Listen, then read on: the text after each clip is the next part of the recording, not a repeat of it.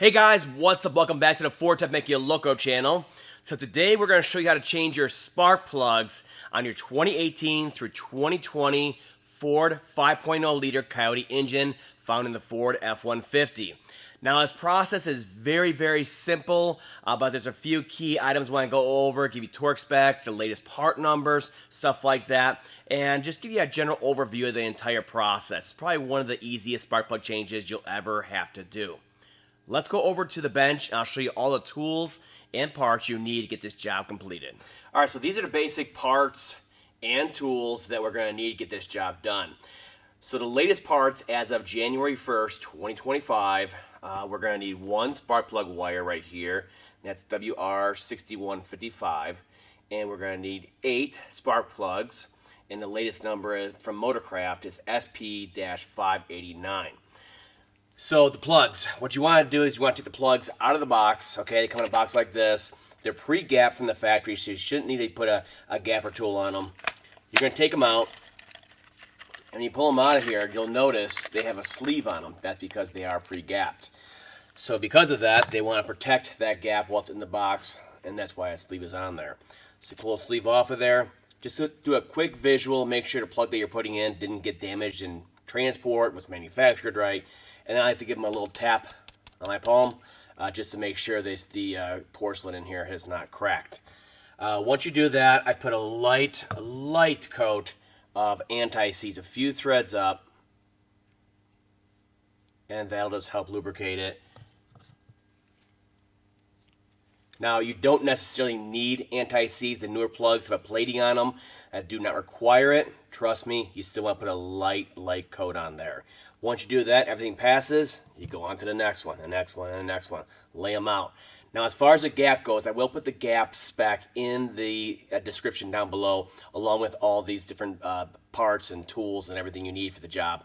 But you do not need to adjust the gap. The way you can verify it, just by looking at the rest of them, you have a pool of 8 plugs here, is you just look at them. You can see the gap on there. Is it comparable to the rest of the plugs that you got in the boxes? And that'll tell you if they've been damaged or if they're out of spec. So we're going to need a basic little 1/4-inch ratchet with the 8mm socket on, preferably deep. 3/8 standard length ratchet will help you tighten the plugs by hand without over torquing them, unless you're Arnold, of course. The torque spec on the spark plugs is 128 inch-pounds, so it's very light. That's why I use the 3/8 on there, and I do it by feel personally. What you do want to use is a swivel 5/8 spark plug socket. And the idea is you're going down in there, you're putting it in there, and maybe you're tightening, you're kind of side loading a little bit. Look at the movement. I'm moving all around, side loading it, but I'm not actually side loading the plug, so you don't break the new plugged porcelain. You can also use a spark plug socket like this, and then a swivel extension. It'll do the same thing. But that's it, a few basic things. Now I do still put a light coating of dielectric grease on the coils, the coil boots. So like right here you'll see there's some grease on it from the factory, and on this end I'll still put a little bit on there. The coil boots for these are not serviceable separately. You'll see them when we pull them out. So you just clean them up, check them out, and then put a little dab of dielectric on there. Otherwise, let's go over the vehicle and get started. All right, here we go. So this is a 2019 Ford F-150 with the 5.0 liter Coyote engine in it. Like I said, this process only applies to the 18 through 20 models. This is a 3rd gen Coyote.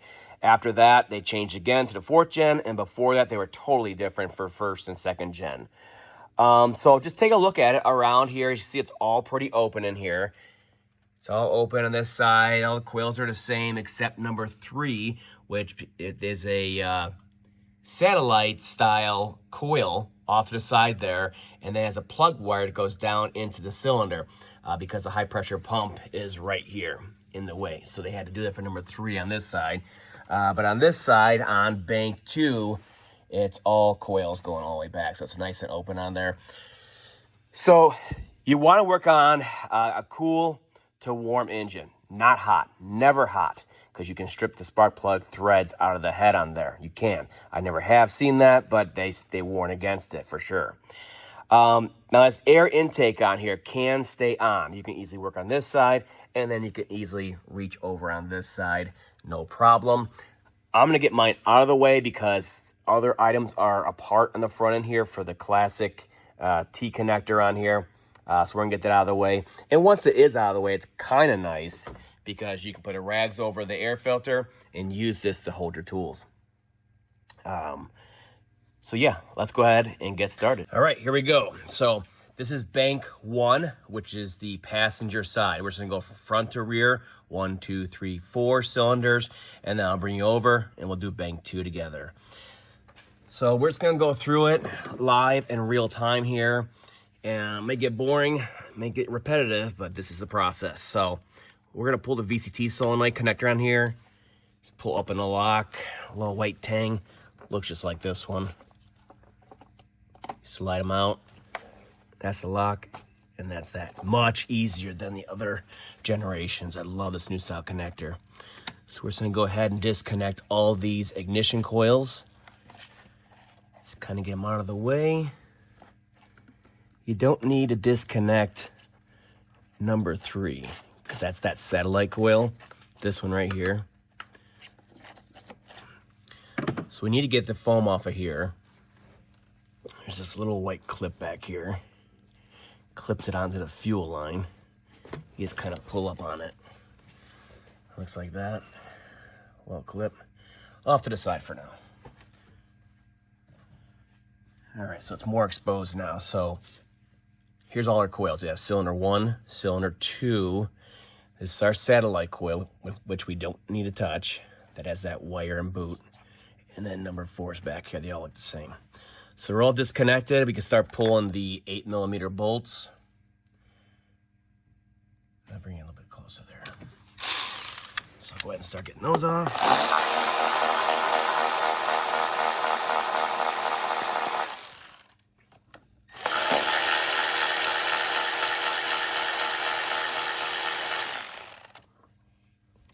Make sure you take these little bolts and get them away, because we're gonna have open cylinders here eventually. You don't want to lose them down in there. So number 3, don't need to touch. And number 4.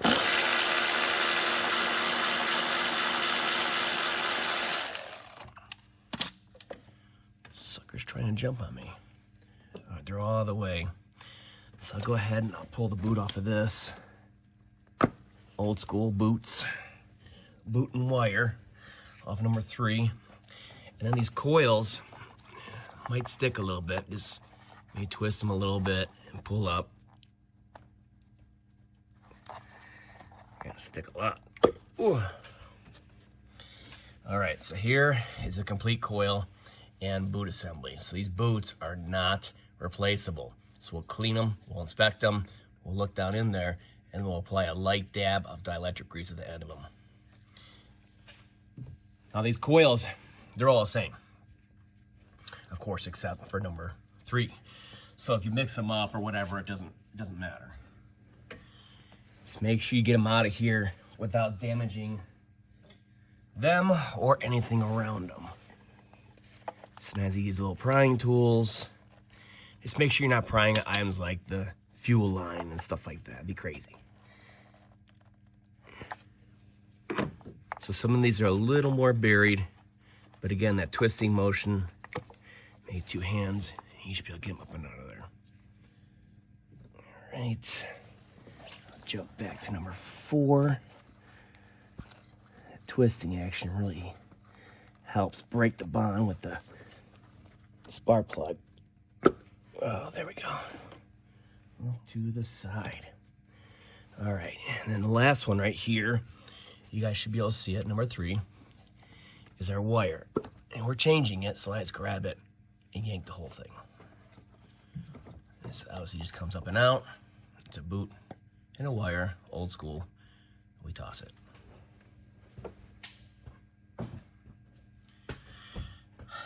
All right, so everything is kind of open right now. Of course, the plugs are still down in the spark plug well, so there's the engine's sealed. but it's a good time to clean with compressed air if you haven't already. So you want to clean everything. Now down inside there should be pretty darn clean. There are oil seals right here on each one of them. Just make sure you're not coming in contact with a bunch of oil that would indicate the seal's damaged. So I'm gonna go ahead and use some compressed air and really clean everything really well, and then we'll start pulling spark plugs.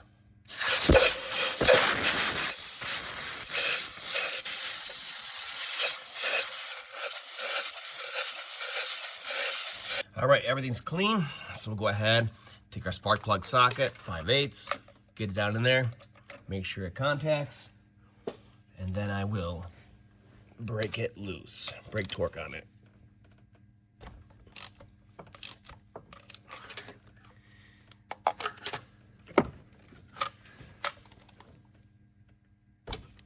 Suckers are tight. Hear that? That's why I put a little bit of anti-seize on.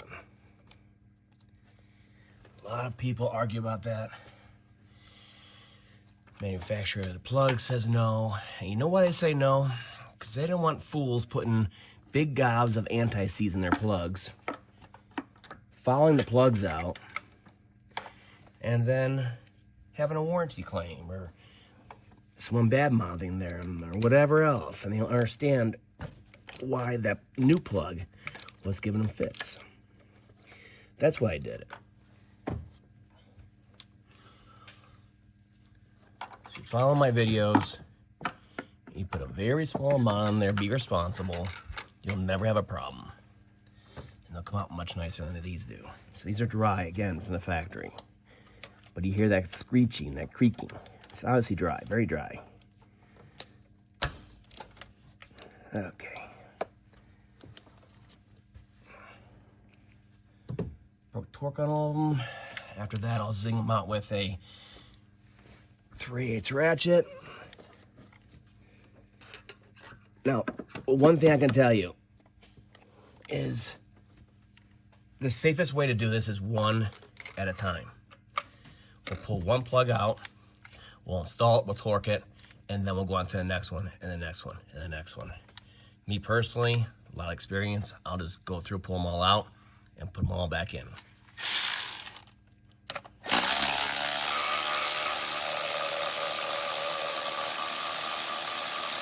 And no, this does not hurt it pulling it out with a power tool like this.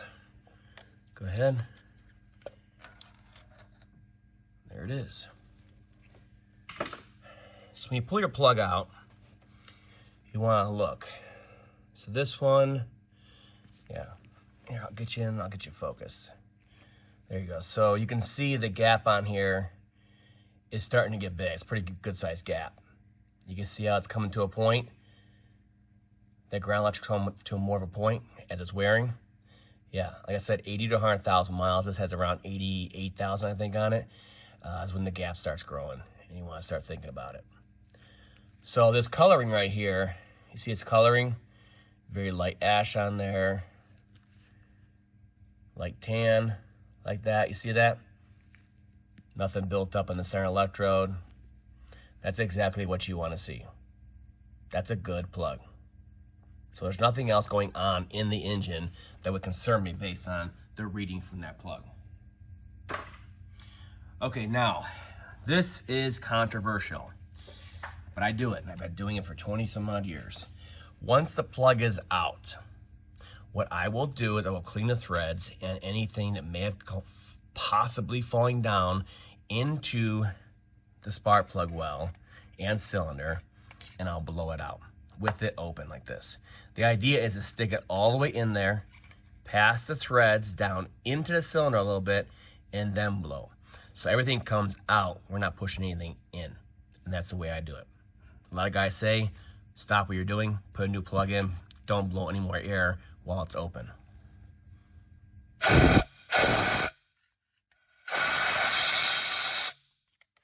So right there, everything shows me everything's clean. There's nothing rattling around in the cylinder, no bolts, no nothing.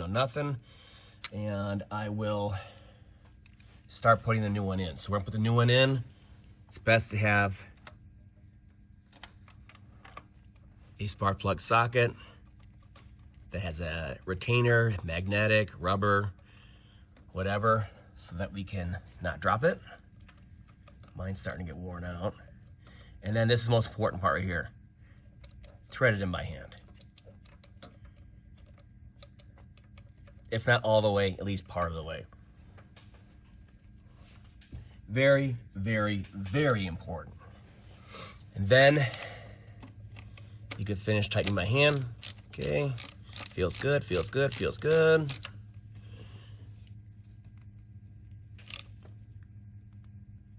And I cinch it down. So basically I go to where it stops, I feel a hard stop, and I'll give it a little bit more. That's how I know it's seated in there properly.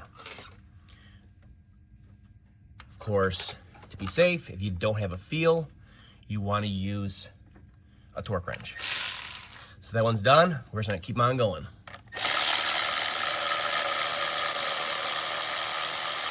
So I'll go a little bit faster so you guys get the idea. Pull it out, visual, all that stuff. Just keep on going. See that?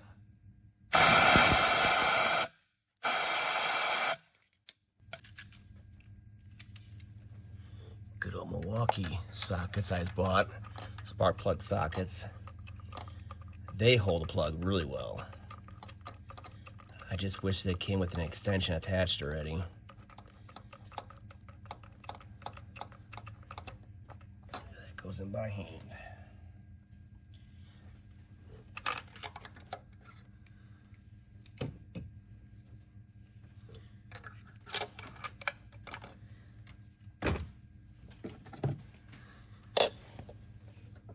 I mean, this has got to be one of the easiest ones to do. Good feel for it.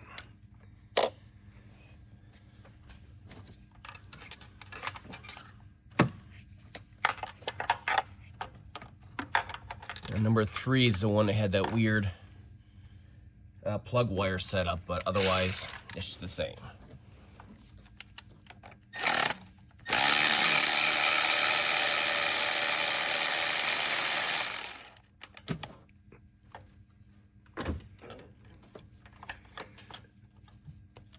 Ooh, brought it up this time.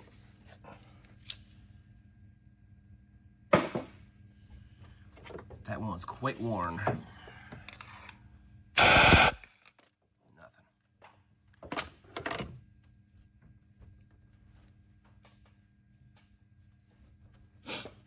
I mean, if you're just cruising along, you have all your tools out, everything's good to go. You already checked everything, everything's ready. You can bust through these pretty quick.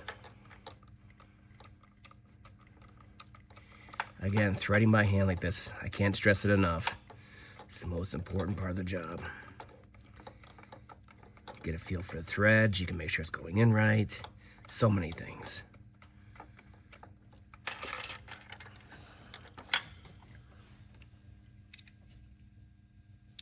Where'd it go? Where'd it go? It just gets a little more tight back here with the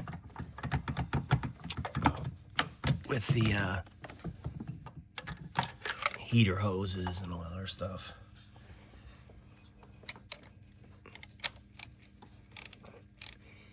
But you know, you're reaching over more and it's a little more awkward, and that's when you can easily side load a plug and crack it.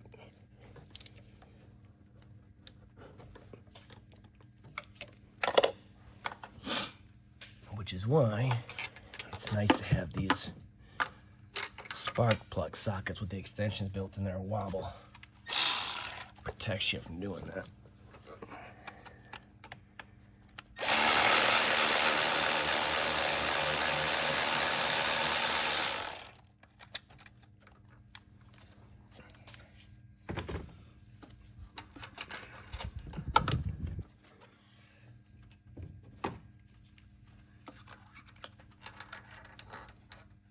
Let's see how bad this one is. That's pretty worn too. I'm telling you, 80 to 100,000 miles, golden time to change them.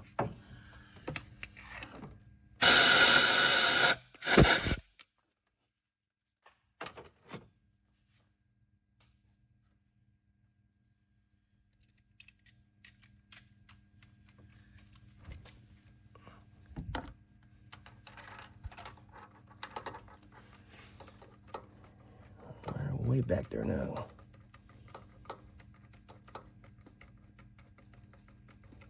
If you guys didn't know it already, this generation 5.0 is an absolute nightmare. A lot of them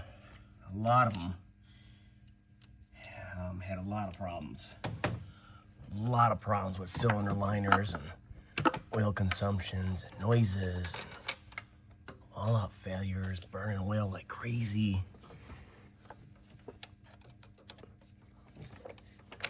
So many issues.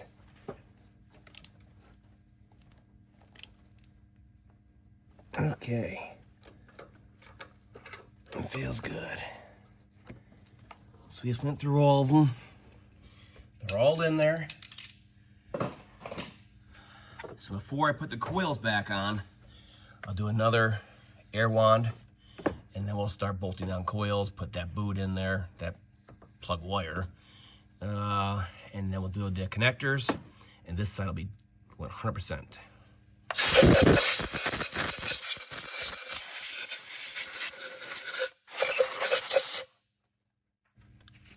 All right, so the coils, I do a quick visual, clean them up, make them look halfway decent, check the boot all the way down, check the inside, make sure there's no white arcing. And then if everything's good, I'll put a little dab on there, and then we can start installing them. Again, while you're installing it, kind of twist it, and I'll distribute that dielectric grease around the plug.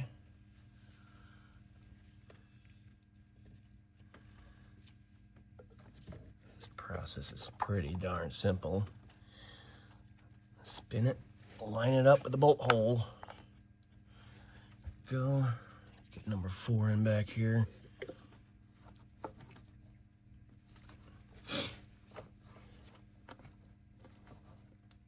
Okay. Those are all lined up. And then we'll take our wire. We'll concentrate on putting the boot down onto the plug first. Get it all centered. Good to go. Maybe kind of angle it towards the coil. And then we're going to concentrate on getting it onto there.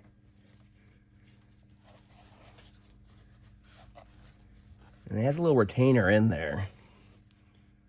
So give it a little tug afterwards.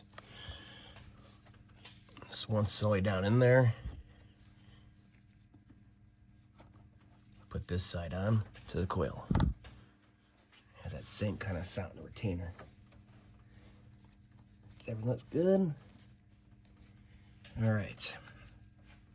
We can go ahead, start bolting these up. Again, thread them by hand. The bolts on these generally are not an issue like the first and second gen. These corrode and snap, and those are just a nightmare. Every generation has its problems, you know. Just get these in by hand. I'll give them a snug.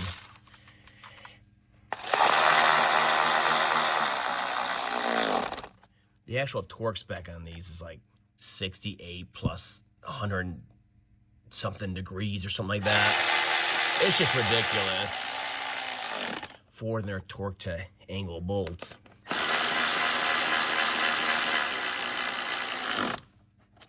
I'll put them down like that, and I'll come back and I'll just use my little 1/4-inch ratchet, make sure they're snug. That's all I gotta do by hand. I ain't gonna friggin' hurt anything. You know, back in the old days, it's just, 89 inch-pounds or whatever, no big deal.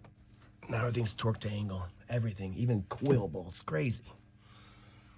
All right, so they're all secure, all installed. Let's go ahead and start reconnecting all the connectors we disconnected. So the VCT I disconnected, lock it down, and it'll be basically the same thing all the way along here. So push it on until it clicks, and then we'll lock it. Clicking, listen. Hear that? That's it. That's a primary lock. That's the secondary.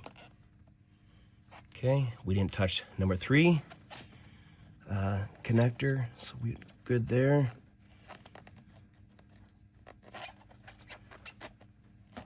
All right, number 4. Looks good, right? So that side is completely done. Everything we touched is back together. Clean coils, grease, new plugs. Moving on to bank 2. Okay, so for bank 2 over here on the driver's side, we're just gonna kind of do it the way I do it. We're just gonna kind of pull everything out, put everything back in, and bust through it. So we're just gonna kind of go along, less instruction. It's just more insane, more insane. More of the same of bank 1 over there. Same, but even easier. That's the way it always seems to be.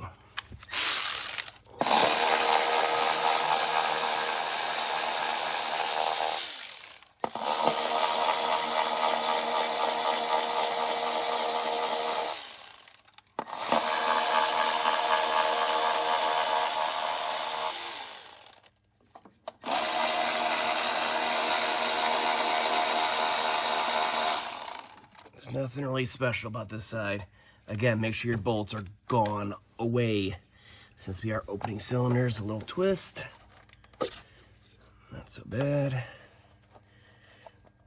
Not so bad. Okay. All right.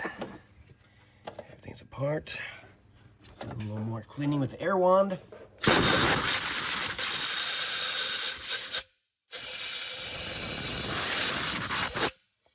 Start pulling the plugs out.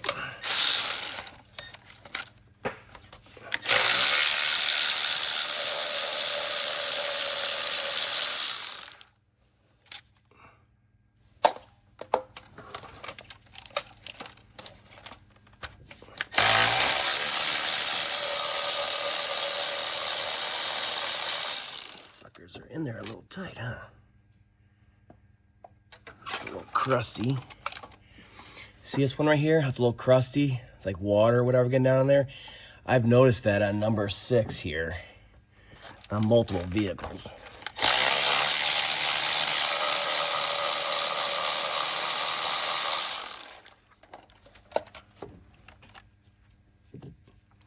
And when you blow it out, it almost smells like coolant.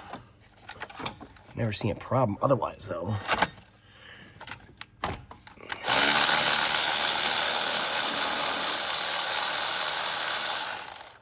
Okay. That one did not.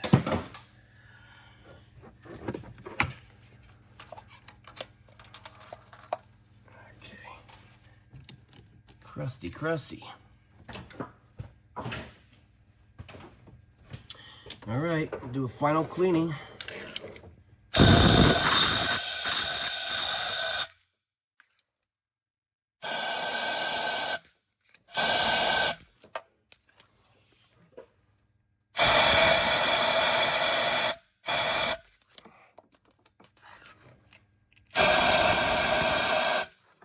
All right, everything's good. Good to go. We can just start dropping plugs right into the cylinders. Not actually dropping plugs, obviously. Very careful with these things. Porcelain is very hard. It will crack and misfire if you just look at it wrong.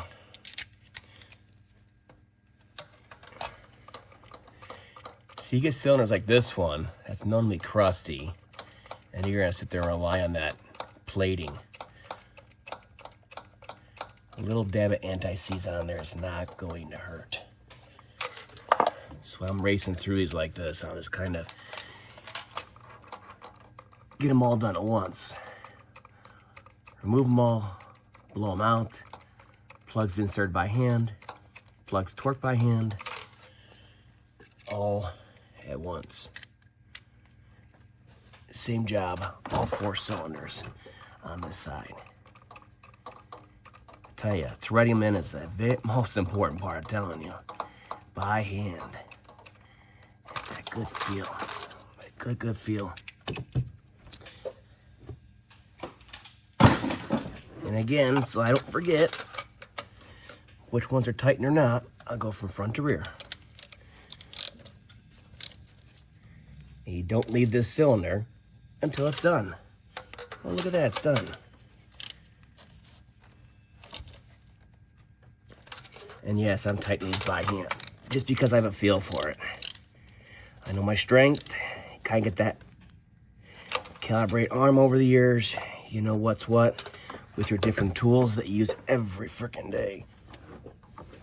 If you're unsure though,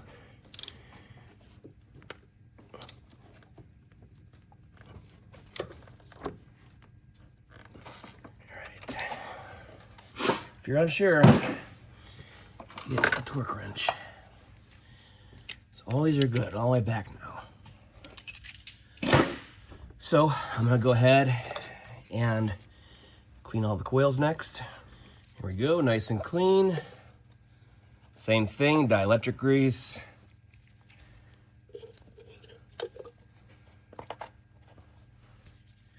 Push them back in, line them up.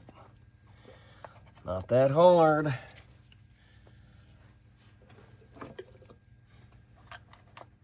All right. Start putting these in back by hand. Yeah, I don't know why this cylinder, why 6 gets all chalky like that. The moisture, and plug looks like it's corroded. I've seen it on multiple ones though, no problems, but it happens. Don't know. Where's it at?